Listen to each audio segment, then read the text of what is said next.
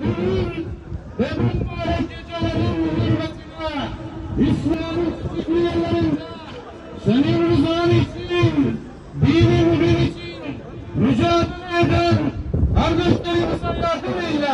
Uyanma, silkinme zamanı. Bir an bile gaflette kalma lüksümüz yok. Kudüs'ün kurtuluşu için kıyam etmiş, feryatlarıyla kadın ve erkekler, çocuklar için ayağa kalkma zamanıdır. Ey Müslümanlar, ey İslam ümmeti, ey mümin erkekler.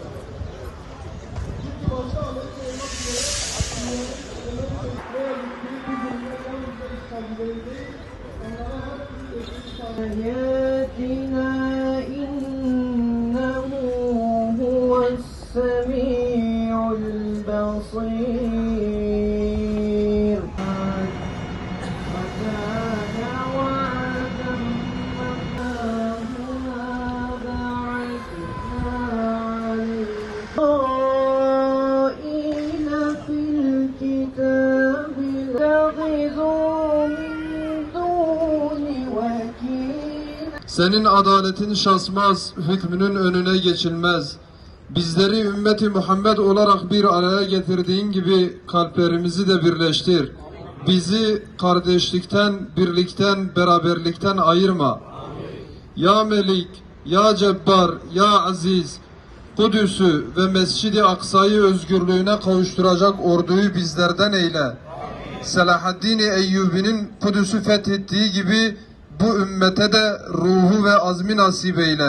Komutanlarını feda etmekten, kadın, erkek, çocuk on binlerce şehit vermekten çekinmeden cihatlarını sürdürmekte, Kudüs kurtarılıncaya kadar durmayacaklarına dair Yüce Allah'a söz vermektedirler. Bizler peygamber sevdalıları ve Özgür Kudüs platformu olarak bu mukaddes cihada, ümmetin kurtuluş savaşına, Kudüs ve Filistin'in, Gazze'nin özgürlük mücadelesine her şekilde, her platformda, her ortamda canımız ve malımızla destek olacağımıza söz veriyor. Asla geri durmayacağımızı dünyanın müstekbir güçlerine karşı ilan ediyoruz. Tekbir! Tekbir! Tekbir!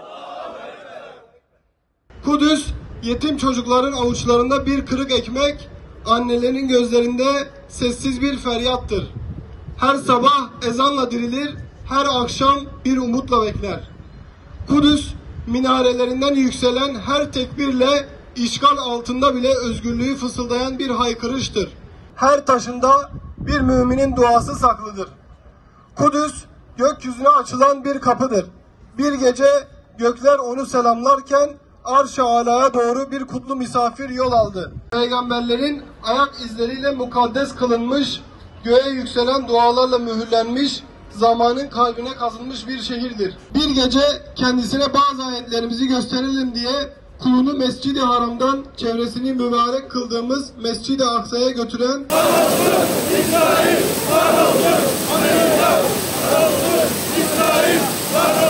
Kudüs işgal altında olmuş. Kur'an-ı Kerim'de Allah Azze ve Celle bize şu müjdeyi veriyor. Bismillahirrahmanirrahim. وَلَا تَهِنُوا وَلَا تَحْزَنُوا وَاَنْتُمُ الْاَعْلَوْنَ اِنْ كُنْتُمْ مُؤْمِنِينَ. Ey müminler!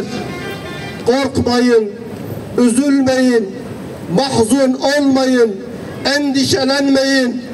Eğer müminseniz üstün olacak, üstün gelecek olanlar sizlersiniz. Tekbir! Allahu Ekber! Allahu Ekber! Allahu Ekber! Evet, Müslümanlar soykırıma uğrayabilir. Müslümanlar muhacir olabilir. Müslümanlar şehit olabilir. Dünyada ağır bedeller ödeyebilir. Her şeyini kaybedebilir. Ama emin olun, bu ayetten aldığımız mesajla müminler kıymetlidir. Müminler üstündür. Hayat devam ediyor. Asıl hayat dünya değil, ahiret hayatı olduğu için hayat devam ediyor. Ve Allah yolunda cihad etmek, sabretmek, mücadele etmek, vazgeçmek, gençliği heba etmek, İslam'a hizmet etmek emin olun tek çare ve kurtuluşumuzdur. Yöneticisiyle, yöneteniyle tüm İslam ümmeti bu varlık savaşında tereddütsüz yerini almalıdır.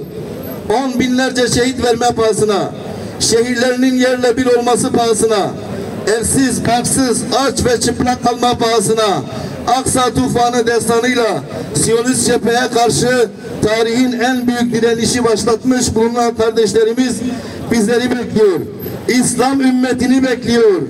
Bu iman küfür savaşına, hak batıl savaşına, Furkan savaşına malımızla, canımızla, dilimizle, boykotlarımızla katkıda bulunup Kudüs'ün kurtuluşu yolumuzda bu zafer dolu günlere hep birlikte yürüyelim.